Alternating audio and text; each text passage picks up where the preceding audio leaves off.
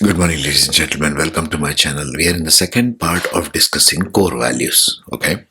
So now we are talking of responsibility, external responsibility versus internal responsibility. What is external responsibility?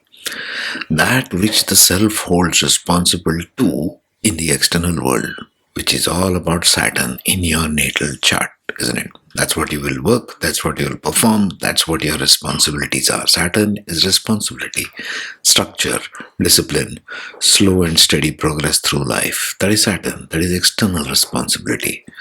That's the core value of Saturn in the natal chart. Internal, however, the whole thing becomes quite different, isn't it? Your internal responsibility is your Navamsha, that which the self holds responsible to itself. What responsibility do you hold to yourself as a soul, as an individualized soul? That's Jupiter in your Navamsha.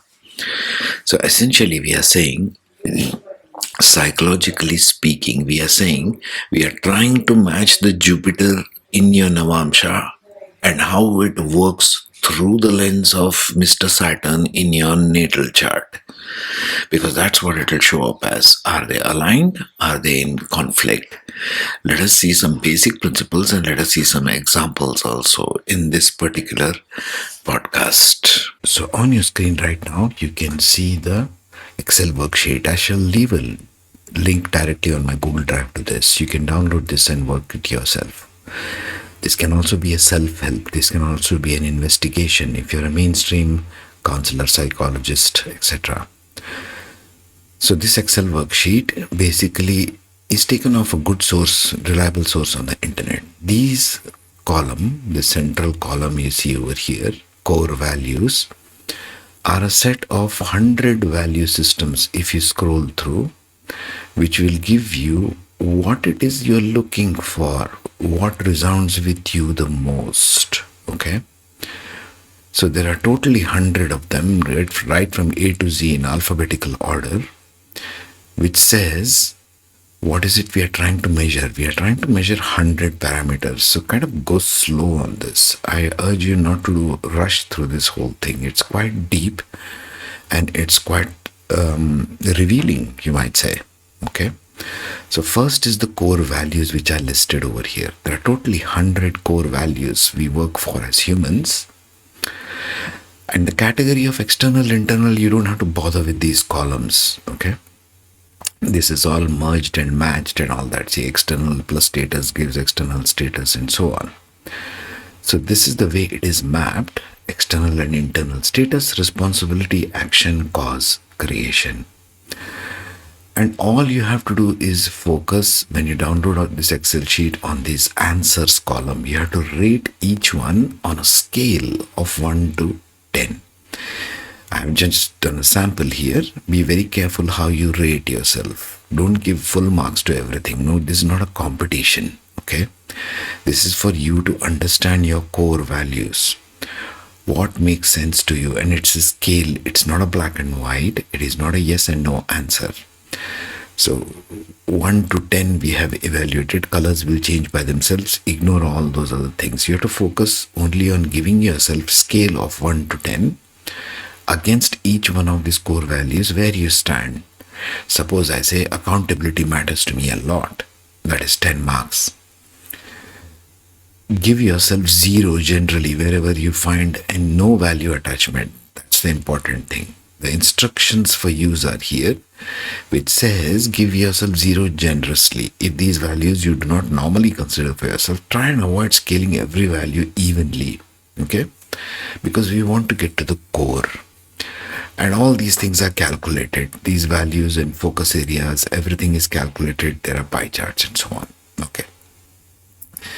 So in terms of planets, in terms of Jyotish, what does this mean?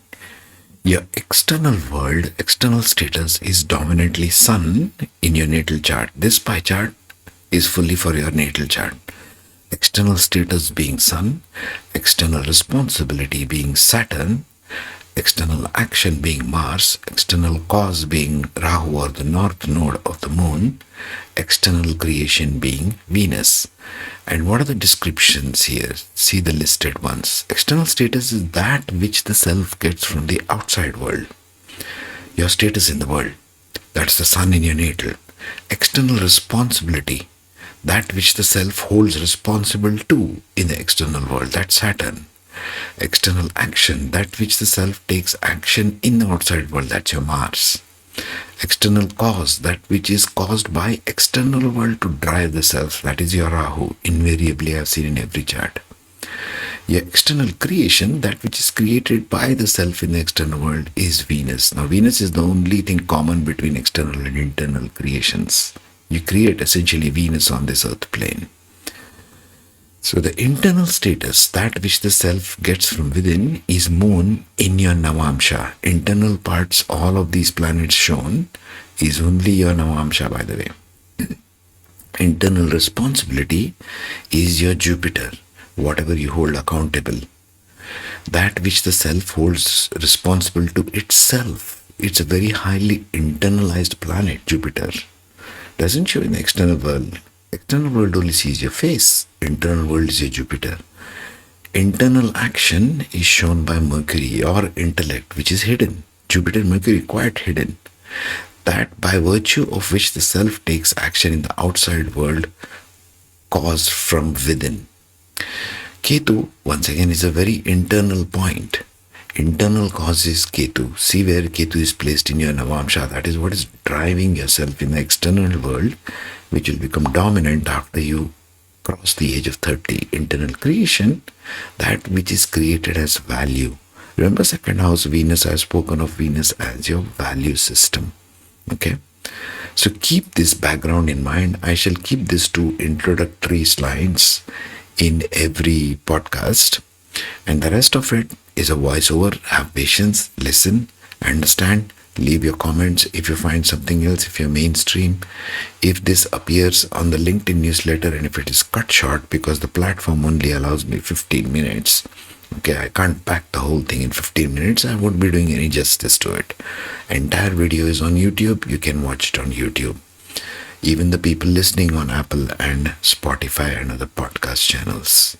Listen in now. Core values, external responsibility versus internal responsibility, from Natal to Navamsha. Let's talk about responsibility, not as a moral word, but as a core value that quietly dictates how you structure your entire life. Responsibility is not just about work, duty, or effort. It is about what you feel answerable to, even when nobody is watching. And this is exactly where Natal and Navamsha begin to tell two very different stories. External responsibility, how Natal trains you. External responsibility is the weight you carry in the visible world. It is shaped early, reinforced by society, and rewarded with validation. In the natal chart, responsibility looks like obligations you accept without questioning, roles you grow into because you are good at them, expectations placed on you by authority, family, or circumstance, timelines, pressure, deadlines, and consequences. Externally, responsibility teaches you discipline. It tells you, this is what must be done. This is what keeps life stable. This is how you earn respect. And for a long time, this becomes your identity. Many people don't ask whether this responsibility belongs to them. They simply carry it because carrying it makes them feel useful, reliable, and necessary.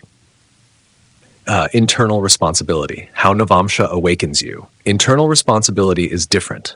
It is not loud. It does not demand performance. It asks a quieter, heavier question. What am I ethically, emotionally, and psychologically responsible for? Navamsha does not care how much you manage. It cares whether you can live with the consequences of what you manage. This is where people begin to feel discomfort with roles they once accepted easily. Internally, responsibility shifts from obligation, meaning, duty, alignment, pressure, conscience. And when this shift begins, you may feel guilt for wanting less or confusion for wanting something different. But this is not avoidance. This is maturity. When external and internal responsibility don't match, builds. Here is where inner tension builds. You may be externally responsible for holding a family together, running a system or organization, being the dependable one, carrying financial or structural stability. But internally, Navamsha may be asking, is this truly my role? Am I growing or only sustaining? Is this responsibility evolving me or slowly draining me? This mismatch creates a very specific kind of exhaustion. Not physical tiredness, but existential fatigue. You are doing everything right and still feeling wrong. How sign shifts change the meaning of responsibility. A sign shift between Natal and Navamsha doesn't remove responsibility. It redefines its purpose. Imagine responsibility expressed in Natal through a sign that values structure, endurance, predictability, long-term building. Externally, this makes you reliable, strong, and trusted. Now imagine that same planet shifting in Navamsha to a sign that values ethics, meaning, emotional intelligence, wisdom over endurance. Suddenly, responsibility is no longer about how much you can carry. It becomes about why you are carrying it. And if the why is missing, the responsibility starts to feel heavy, even suffocating. House shifts, when responsibility moves inward. Now consider house shifts, because responsibility is deeply contextual. A planet responsible for structure may sit in a public-facing house in Natal, making you the visible pillar, and shift to a private or philosophical house in Navamsha. Externally, you are managing systems. Internally, you are being asked to manage your own truth. This is often when people say, I don't want to be in charge anymore. I want to guide, not control. I want responsibility without constant pressure. That does not mean you are becoming irresponsible. It means your definition of responsibility is maturing. The psychological moment when responsibility transforms. There comes a point in life where responsibility stops being about survival and starts being about integrity. Earlier, responsibility says, if I don't do this, everything will fall apart. Later, responsibility asks, if I keep doing this, what part of me disappears? This is the moment Navamsha activates fully. You begin to sense that taking responsibility for everything is not wisdom. Boundaries are also responsibility. Choosing what not to carry is a form of strength. And this realization is deeply uncomfortable for those who built their identity on being the responsible one. The deeper truth Navamsha teaches, Navamsha does not remove duty. It removes unconscious duty. It asks you to take responsibility for your inner compass, your ethics, your mental and emotional sustainability, the long-term cost of your choices. External responsibility builds the world. Internal responsibility preserves the self. When these two work together, responsibility no longer feels like a burden. It becomes a choice you can stand behind. Thoughts to sit with. As you reflect on your own chart and your own life, ask yourself quietly, which responsibilities in my life give me dignity and which only give me fatigue? What am I carrying out of habit, not alignment? If nobody needed me to prove anything, what would I still feel responsible for? At what point does discipline turn into self-erasure? These are not questions to answer quickly. They are questions that, once asked honestly, begin to reorganize your life from the inside out. Saturn as external responsibility, Jupiter as internal responsibility. Examples. Now let's move from status to something heavier and far more consequential, responsibility. Responsibility is not just about work. It is about what you feel answerable for, even when nobody is watching. In this framework, Saturn in natal D1 shows external responsibility, duties imposed by life, society, family, career, systems, and karma. Jupiter in Navamsha D9 shows internal responsibility, the moral compass, inner ethics, wisdom-based duty, and what your conscience cannot escape. Most inner conflict happens when, open quote, what life demands from you externally does not match what your inner ethics can respect. Close quote. Let's make this real. Example 1, Saturn in Capricorn, 10th house, Jupiter in Cancer, 4th house. Externally, life demands leadership, authority, accountability, and performance under pressure. This person becomes the pillar others lean on. Internally, responsibility is felt toward emotional safety, family, nurturing, and protecting inner peace. Harsh ambition begins to feel morally wrong over time. Core tension, authority versus care. Maturity lesson, leadership without empathy hardens the soul.